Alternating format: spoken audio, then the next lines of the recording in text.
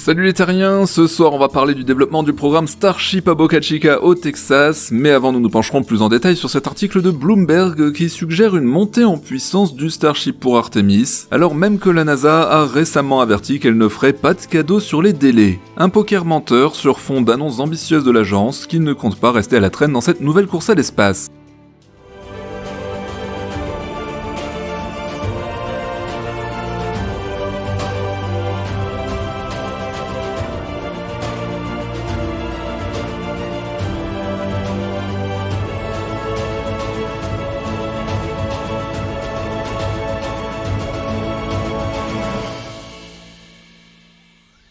Revenons un peu sur cette conférence d'Elon Musk du 21 mars que j'évoquais en introduction, consacrée à l'annonce d'un nouveau, et les mauvaises langues diront d'un énième, projet colossal, le Terafab, qui consiste à édifier au Texas, et plus précisément à Austin, la plus grande usine de semi-conducteurs jamais conçue. Et non, malgré la date, ce n'est pas un poisson d'avril, c'est même plutôt cohérent puisque ce projet permettrait d'alimenter en puces électroniques des data centers orbitaux dédiés à XAI, des robots humanoïdes de Tesla ou encore des satellites de la constellation Starlink dédiés eux aussi à l'IA. En bref, toutes sortes de projets plus fous les uns que les autres et inexorablement liés au destin du Starship, cette fusée encore en cours de développement et que nous suivons ici 2 fois par semaine. Vous me voyez venir ? Eh oui, car à la toute fin de cette conférence, le PDG de SpaceX a suggéré, l'air de rien, quelque chose qu'on avait à peine eu le temps de digérer et qui fait partie de ses nouveaux plans. Pour rappel, exit Mars pour l'instant, à présent il nous promet la Lune, et qu'il veut non pas seulement participer à l'édification d'une base au pôle sud de notre satellite, mais bien y construire une usine, et y compris dans le package apparemment, une catapulte électromagnétique pour expédier des satellites dédiés à l'IA dans l'espace profond. On vous avait promis qu'on y reviendrait et les événements semblent nous donner raison puisque la NASA a justement lors d'une conférence le 24 mars dernier annoncé qu'elle donnait toute la priorité à l'établissement d'une base lunaire permanente. Bon, avant d'entrer dans le détail de ce scénario, une précision indispensable s'impose, l'article de Bloomberg repose avant tout sur des sources anonymes proches du dossier. À ce stade, il ne s'agit donc pas d'une annonce officielle, mais plutôt d'une discussion interne qui aurait fuité. Et même si la conférence de l'agence spatiale américaine est venue entre-temps préciser certains ajustements de stratégie, elle n'a pas explicitement confirmé un basculement aussi profond de l'architecture Artemis. On se retrouve donc dans une situation de poker menteur assez particulière où une fuite tout à fait crédible vient suggérer une évolution différente que celle proposée par Jared Isaacman à la fin février, puis réaffirmée dans ses grandes lignes lors de l'événement. Le SLS restera un pilier au moins jusqu'à Artemis 5. Bon, précisons aussi que Bloomberg n'est pas un blog de passionnés spécialisés dans l'actualité spatiale, ni même fan de SpaceX. Ce média, c'est l'une des rédactions les plus respectées au monde dans le domaine de l'information économique et financière, et il ne publie pas des articles à la légère. Raison de plus pour au moins relever l'information et ne pas la balayer d'un revers de main. Voilà donc pour la prudence éditoriale qui s'impose. Pour comprendre ce qui se joue potentiellement, il faut rappeler brièvement ce qu'est le plan initial d'Artemis. Jusqu'à présent, la logique était la suivante, le SLS, la grande fusée de Boeing, propulsait la capsule Orion de Lockheed Martin jusqu'en orbite lunaire, où elle rejoignait ensuite le Starship HLS, la version lunaire du Starship, pour que 2 astronautes descendent à la surface de notre satellite. C'est relativement simple, certes, mais avec un problème de taille tout de même, le SLS coûte plus de 4 milliards de dollars par lancement, il accumule les retards depuis des années, et l'agence américaine ne peut tout simplement plus permettre de continuer à ce rythme, on l'a évoqué encore récemment ici, puisque la Chine avance méthodiquement vers ses propres ambitions lunaires avec 2030 en ligne de mire.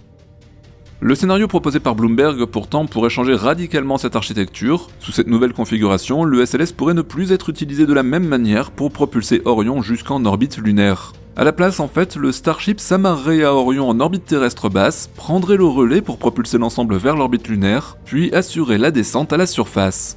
Bon, encore une fois, sur ce dernier point, je parle ici uniquement de la descente des terriens. On avait de gros doutes et, justement, la NASA semble aller dans notre sens. Elle a bien confirmé lors de cette conférence qu'elle ne veut pas d'un atterrisseur HLS calqué sur le Starship de SpaceX. Voilà qui est dit. En plus de ça, si on veut rester objectif, l'article de Bloomberg indique toujours le SLS comme étant le lanceur envoyant dans l'espace, au moins en orbite terrestre, la capsule Orion et donc les astronautes. Ce qui fait que même avec cette nouvelle configuration, les coûts exorbitants du lancement du SLS sont toujours d'actualité, ce qui ne me semble ici pas forcément pertinent. Rappelons ici le planning officiel tel qu'il ressort des dernières communications de la NASA et des orientations détaillées lors de la conférence du 24 mars 2026. Artemis 2 est attendu au plus tôt début avril 2026 pour une mission habitée de survol lunaire sans alunissage. Artemis 3, désormais reconfiguré en mission de test en orbite terrestre basse, avec rendez-vous et amarrage avec les atterrisseurs lunaires, est programmé pour 2027. Le premier retour des astronautes à la surface de la Lune est lui repoussé à Artemis 4, avec un objectif qui glisse vers 2028. Début 2028 pour le premier alunissage, potentiellement suivi d'un deuxième en fin d'année. À ce stade, la NASA assume pleinement une approche itérative visant à valider progressivement les briques critiques, notamment le rendez-vous en orbite basse, avant toute tentative d'alunissage habité. L'objectif reste toujours l'établissement d'une présence humaine durable sur la Lune d'ici la fin de la décennie. Artemis 4 et potentiellement Artemis 5 en 2028 doit structurer cette montée en puissance avec l'ambition d'atteindre ensuite au moins un alunissage par an, et dans ce cadre, le rôle du Starship continue de s'élargir de facto. Initialement positionné comme atterrisseur lunaire, il deviendra un élément central de l'architecture Artemis, même si des scénarios les plus ambitieux, comme celui où on lui donne le rôle étendu au transport complet des équipages, ne sont pas encore validés officiellement à ce jour. Ce qui ressort clairement, c'est la rapidité d'évolution du programme Artemis et de cette sortie plutôt agressive de la NASA, visant à rappeler qu'elle reste l'arbitre ultime de cette nouvelle course à l'espace. En effet, on voit clairement que maintenant, l'agenda politique américain n'attendra pas que la fusée de SpaceX décide enfin à se transformer comme par miracle en atterrisseur lunaire. En parallèle de cette reconfiguration d'Artemis, une autre annonce mérite qu'on s'y attarde. La société Astrolab à Hawthorne aux États-Unis, que j'ai eu le plaisir de visiter l'an dernier en juin, prépare l'envoi de son rover lunaire Flex à bord du Starship lunaire justement. Cet engin, de la taille d'un SUV familial, est conçu pour transporter du fret ou 2 astronautes, tout en ayant la possibilité d'être dirigé à distance depuis la Terre. Sa mission sera d'explorer et cartographier le pôle sud lunaire, une zone dont on a déjà largement parlé ici comme étant la plus stratégique de toute la surface lunaire, avec un ensoleillement quasi permanent permettant une production solaire continue, l'accès à des cratères perpétuellement dans l'ombre contenant probablement de la glace d'eau précieuse pour l'eau potable, l'oxygène respirable et la fabrication de carburant, ainsi que des températures relativement stables comparées à celles qui règnent au niveau de l'équateur lunaire.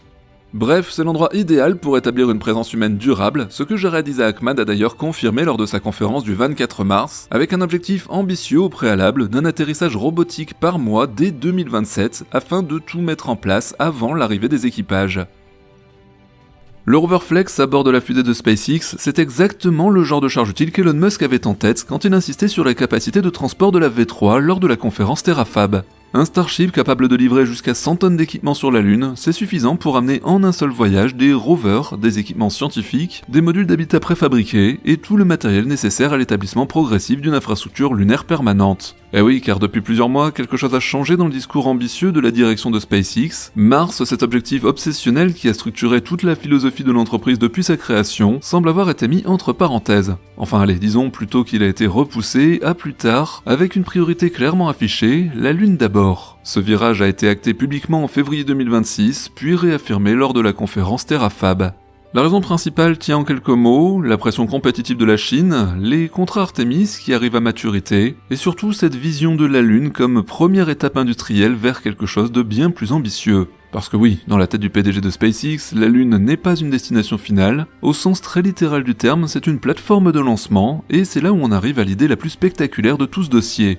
Lors de la conférence Terrafab, presque à la fin de sa prise de parole, le PDG de SpaceX a évoqué l'installation sur la Lune d'un propulseur électromagnétique ou mass driver en anglais, en gros une catapulte magnétique géante destinée à lancer des satellites directement depuis la surface lunaire vers l'espace profond sans aucune fusée.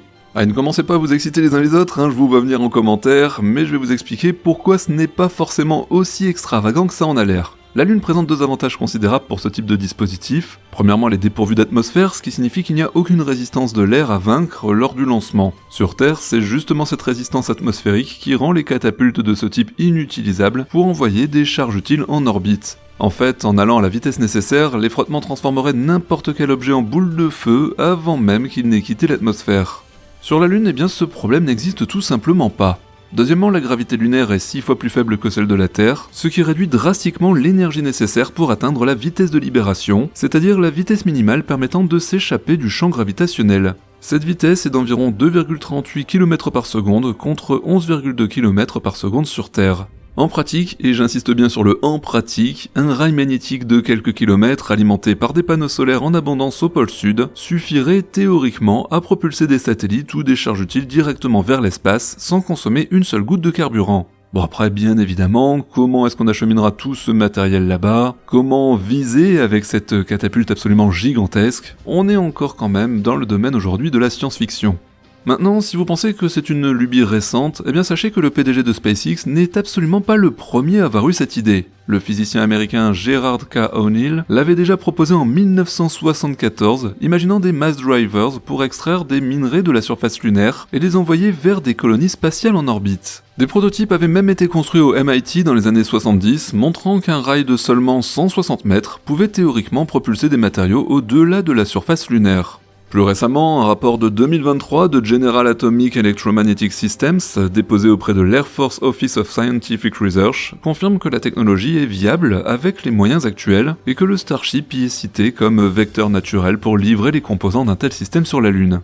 Ce que la direction de SpaceX ajoute à cette idée ancienne, c'est l'échelle et la finalité. Plutôt que des minerais, ce seraient des satellites dédiés à l'intelligence artificielle, produits directement à la surface de la Lune grâce aux ressources locales, le cuivre, le silicium, l'aluminium et le titane qui, vous le devinez, sont déjà disponibles dans le régolithe lunaire. Ensuite, ces derniers seraient catapultés vers des orbites lointaines pour former des constellations de data centers IA qui tourneraient au solaire. Au final, le PDG de SpaceX termine la conférence par, je cite, « Je veux vivre assez longtemps pour voir le Mass Driver sur la Lune parce que ça va être incroyablement épique. » Ouais, en effet, on ne saurait pas mieux résumer l'ambition. Pour finir, résumons la situation. Le scénario Bloomberg, basé sur des sources anonymes, reste une piste crédible mais non confirmée officiellement. La NASA, y compris après la conférence du 24 mars, maintient une transition progressive avec le SLS comme pilier des missions Artemis à court terme. Dans le même temps, l'évolution la plus concrète est un encadrement plus strict du développement du Starship et de la vision de SpaceX. Le HLS ne sera plus une simple adaptation de la fusée, mais devra répondre à des exigences spécifiques au vol habité. L'agence, suite à cette fuite de Bloomberg, a sans doute voulu réaffirmer son rôle d'arbitrage en redéfinissant progressivement son partenariat avec le privé. Quant à l'usine lunaire et au Mass Driver dont parlait Elon Musk, il s'agit d'une vision de long terme, cohérente sur le plan théorique, mais encore très éloignée des priorités actuelles d'un Elon Musk qui veut désormais être sur tous les fronts pour ne dépendre d'aucun fournisseur. Que voulez-vous, les faits sont têtus, le Starship doit encore démontrer la réutilisation complète et le ravitaillement en orbite, des incertitudes techniques qui, à ce jour, justifient parfaitement la posture prudente de la NASA, qui n'a pas d'autre choix que d'avancer sans dépendre pour autant d'un seul acteur. La Lune redevient donc le centre de gravité de l'exploration américaine, et il n'est pas question, en tout cas pour l'instant, de laisser ce terrain de jeu être dominé entièrement par SpaceX. Comme toujours, affaire à suivre. Allez, laissons là ces intrigues en coulisses et revenons à des choses bien concrètes, à savoir les chantiers de la Starbase, et plus précisément ceux qui ont lieu récemment sur le site de lancement. On revient tout de suite là-dessus, mais je vois que vous êtes de plus en plus nombreux à rejoindre le journal de l'espace, alors si vous n'êtes pas encore abonné, eh bien c'est le moment, cliquez bien sur la cloche de notification pour ne rien louper des nombreuses vidéos publiées ici, et mettez bien le pouce en l'air si le contenu vous a plu. Les travaux sur la tour du second pas de tir progressent eux aussi à un rythme impressionnant. Le deuxième panneau de protection latérale a été installé à son sommet en un temps record. Cette partie supérieure de la tour est particulièrement importante, elle servira de protection renforcée contre les flammes des moteurs Raptor lors des futures opérations de récupération du booster et probablement bientôt du vaisseau. Cela fait partie des renforcements actuellement toujours en cours pour préparer la tour à cette grande première, qu'on espère pour rappel être tentée dès le 13e vol, allez restons optimistes. Parallèlement au nouveau toit et aux panneaux de protection latéraux installés récemment sur la tour numéro 2, d'importants travaux ont également été menés par les équipes du second pas de tir au niveau du SQZ, le bras ravitailleur du vaisseau. De longues pièces d'acier auraient donc été soudées sur les diagonales de l'ossature, Chrome Kiwi nous les a soulignées en bleu sur ses photos de Shawn Gisler. Selon lui, la quantité de soudure nécessaire sur ces sections de bras est vraiment impressionnante, chose qui n'est pas forcément visible ici avec tous ces échafaudages. Alors si vous vous demandez quand est-ce qu'on aura enfin le droit à un 12e vol d'essai du Starship, sachez qu'il va falloir encore s'armer de patience avec des premières dates annoncées pour le mois d'avril 2026 et une cible autour du 7 au 9 avril selon des déclarations récentes, alors même que le S-39 n'a pas encore effectué son tir statique et que le B-19 ne devrait pas tarder à refaire une apparition sur le second pas de tir pour effectuer cette fois-ci un vrai tir statique avec la totalité de ses moteurs impliqués. Bon après une première date comprise entre le 7 et le 9 avril, c'est quand même la semaine prochaine, ce qui est plutôt pas mal. On reparle du premier étage et du S-39 dans quelques instants quand on ira visiter le site de Massey's. Néanmoins, les préparatifs avancent et grâce à Starship Gazer, on sait désormais que les FTS, les Flight Termination Systems, ont bien été livrés à la Starbase le 25 mars, ce qui est un très bon signe de l'avancement des tests. Et j'y pense, pour ceux qui viennent de nous rejoindre, le FTS c'est tout simplement le système d'autodestruction de l'appareil en cas de perte de contrôle en vol. Le 26 mars 2026, Vixi nous a fait un petit montage des enregistrements David Space afin de nous donner ici des avancées des travaux du Gigabay. Comme on peut le voir sur ces images, l'une des grues s'est vue rajouter 2 sections supplémentaires permettant de la rehausser, signe que la construction avance rapidement. Prévu pour culminer à environ 116 mètres de haut et destiné pour rappel à devenir l'un des plus grands bâtiments du site, ce hangar monstrueux offrira jusqu'à 24 ateliers dédiés à l'assemblage, à l'intégration et à la maintenance des boosters et des vaisseaux. Ce bâtiment, aux dimensions démesurées, fait partie intégrante de la stratégie industrielle de SpaceX pour la production de masse de sa fusée. L'entreprise ayant l'habitude d'accélérer considérablement ses chantiers, une fois la structure principale de l'édifice en place, on estime qu'une mise en service progressive du Gigabay au premier semestre 2027 serait tout à fait réaliste. Ce samedi 28 mars, l'attention des équipes du site de Marseille s'est portée sur le test tank 17, le TT-17, également appelé B18.1. Eh ouais, faut suivre, hein. Cet article de test est dédié au Super Heavy Booster, plus exactement entièrement destiné à la V3. Il a servi à qualifier en profondeur la partie arrière du booster, notamment avec 16 tests cryogéniques et des essais de charge structurelle, le tout étalé sur 277 jours, soit près de 9 mois, sur le site de Marseille, dans le nouveau Can Crusher, que la communauté appelle désormais le Super Crusher. Ce programme de qualification de matériel pour la V3 est l'un des plus poussés réalisés jusqu'ici par les équipes du site. Bref, le B18.1 qui ne devrait pas tarder d'ailleurs à quitter les lieux avec l'installation récemment de points de levage sur cet article test qui laisse présager qu'il sera bientôt soulevé et évacué vers le site de Sanchez. Allez, revenons à notre S-39 qui ne devrait plus tarder à revenir faire un tour sur le site de Marseille afin d'effectuer un tir statique et ainsi terminer sa campagne de test. Et ça tombe bien parce que Vixi nous a fait savoir ce week-end qu'une notice NOTAM, en français un avis aux aviateurs, a justement été publiée. SpaceX se prépare activement pour le 12e vol de sa fusée, cela ne vous aura pas échappé, et la FAA, en publiant cette note, nous indique déjà un premier créneau pour cet ultime test du prototype qui pourrait faire rugir ses Raptors du 3 au 14 avril. Pour rappel, ce sont des publications qui sont certes intéressantes pour nous puisque nous suivons le programme Starship de près, mais surtout utiles aux petits avions privés. En effet, ce document informe de la création d'une zone d'exclusion aérienne jusqu'à plus de 3000 mètres d'altitude au-dessus de la zone du site où aura lieu le test en question. Comme lors de chaque campagne de test, ce tir statique sera une étape indispensable avant d'engager un lancement. Il consistera à allumer simultanément les 6 moteurs Raptor 3 du vaisseau pendant plusieurs secondes tout en le maintenant au sol, ceci afin de vérifier leur bon fonctionnement, mais également la résistance des structures et des systèmes d'alimentation en ergol récemment mis en place pour la V3. Autre chose à noter, la zone d'exclusion prévue dans ce NOTAM est une zone aérienne assez large et couvre également l'ensemble de la Starbase et donc le site de lancement, ce qui fait qu'elle est susceptible d'inclure également des activités sur le second pas de tir. On peut donc envisager que le B-19 lui aussi pourrait effectuer un tir statique dans la même période. SpaceX semble donc définitivement terminer les dernières qualifications et campagnes de test des prototypes au sol juste avant le prochain vol. Les prochains seront par conséquent cruciaux pour confirmer si le calendrier est respecté ou non, mais il reste plus probable que cet événement survienne à la fin de ce mois-ci. Bref, comme toujours, affaire à suivre.